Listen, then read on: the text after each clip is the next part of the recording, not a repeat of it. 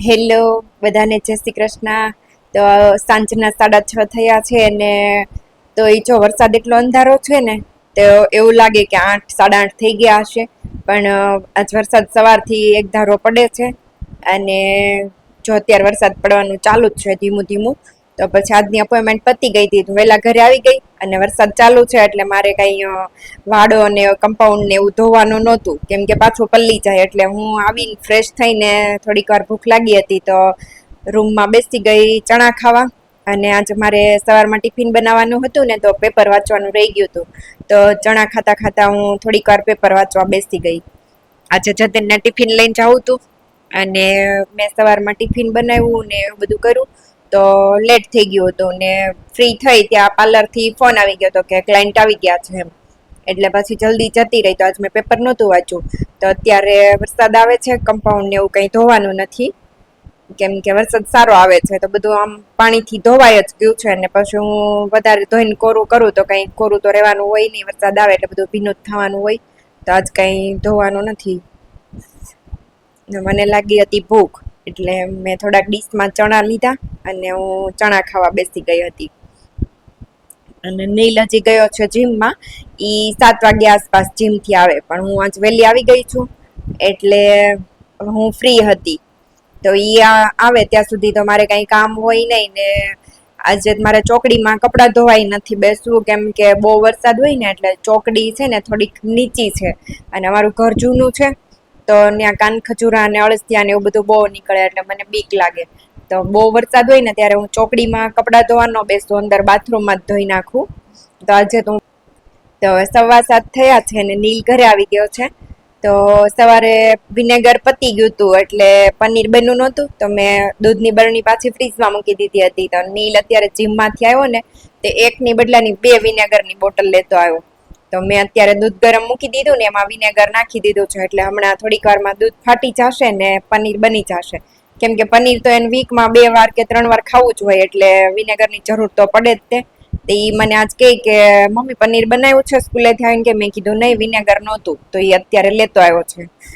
તો પછી મેં દૂધ ગરમ મૂકીને ઘરમાં પોતા મારવાનું ચાલુ કરી દીધું. હવે કચરા પોતા કરી લઉં ને ત્યાં સુધીમાં દૂધ ગરમ થઈ જશે અને ફાટી જશે. પછી હું પનીર બનાવી લઈશ. તો હવે હું કચરા પોતા કરું છું, આખા ઘરમાં કચરા પોતા કરી લઉં. આજ બહારની તો કઈ સાફ સફાઈ કરવાની છે નહીં, એટલે કચરો તો મેં છે ને પાર્લરેથી આવીને પહેલા જ કાઢી લીધો હતો. અને પછી હું પેપર વાંચવા બેઠી હતી, એટલે પોતા મારતા વાર લાગે નહીં. તો હવે હું પોતા મારી દઉં આખા ઘરમાં. હજી તો ચાલુ જ કર્યું છે. પેલી રૂમમાં પોતું મારું છું, પછી 4 રૂમ આવે મારે, એટલે બધી રૂમમાં વારાફરતી પોતું મારું. તો હું પોતા મારીને ફ્રી થઈને ત્યાં દૂધ ગરમ થઈ ગયું હતું અને પનીર જો સરસ બની ગયું હતું. સવારે તો મેં કેટલું દૂધ ઉકાળ્યું ને, તો પનીર બન્યું જ નહીં, કેમ કે દૂધ 2 લીટર જેવું હતું અને વિનેગર જરીક જ હતું. વિનેગર ઓછું પડે એટલે દૂધ કાંઈ ફાટે નહીં. તો અત્યારે તો નીલ જો વિનેગરની બોટલ લેતો આવ્યો હતો, તો મેં વિનેગર થોડુંક વધારે નાખ્યું હતું ને, એટલે તરત જ દૂધ ફાટી ગયું. એટલે પાણી ને પનીર 2 અલગ થઈ ગયું. હવે મેં જો એક ચારણી હોય ને, એમાં કોટનનું કપડું પાથરીને એમાં પનીર ગાળી લીધું છે, એટલે વધારાનું પાણી બધું નીકળી જાય. અને હવે છે ને હું પોટલીને બાંધીને એની ઉપર નળ ચાલુ કરીને થોડુંક ચોખ્ખું પાણી નાખી દઈશ. જો પાણી નાખીએ નહીં ને, તો એમાં વિનેગરનો થોડોક ટેસ્ટ આવે, એટલે એ મજા ન આવે. એટલે હું આવી રીતે પોટલી વાળીને નળ ચાલુ રાખીને થોડીક વાર ચોખ્ખું પાણી જવા દઉં ને એની ઉપર, એટલે વિનેગરનો ટેસ્ટ બધો જતો રહે અને પછી પનીર ટેસ્ટી લાગે એકદમ. હવે થોડીક વાર નીતરવા મૂકી દઈશ ને, એની ઉપર થોડોક વજન મૂકી દઈ ને, એટલે બધું પાણીનો ભાગ હોય ને એ પનીરમાંથી નીતરી જાય. તો ત્યાં સુધીમાં હું બીજું થોડુંક કામ છે એ પતાવી લઉં. ફાઇનલી પનીર તો બનીને રેડી થઈ ગયું. હવે મારે રસોઈ બનાવવાનું ચાલુ કરવાનું છે. તો આજે વરસાદ ફૂલ પડે છે, વરસાદ ચાલુ છે. તો વરસાદમાં તો ખાવાની શું મજા આવે, ભજીયા અને પુડલા ને એવું. તો આજે મારે પુડલા બનાવવાના છે, એટલે હું બધું વેજીટેબલ જે સમારવાનું હોય ને એ લઈને નીચે બેસી ગઈ હતી. કાંદા, લસણ અને કોથમરી, લીલા મરચા તો છે ને હું કટરમાં તે ઓલું કાઢી નાખીશ. અને નીલ હજી જીમથી આવ્યો છે, તો એને નાવાનું ને એવું બાકી છે, તો એને પેલા ભૂખ લાગી હતી. તો મેં કીધું કે તું હજી આ સબ્જી કટિંગ કરું છું તો પુડલા બનતા તો વાર લાગશે, તો ત્યાં સુધી તારે ફ્રૂટ ખાવું હોય તો ખાઈ લે.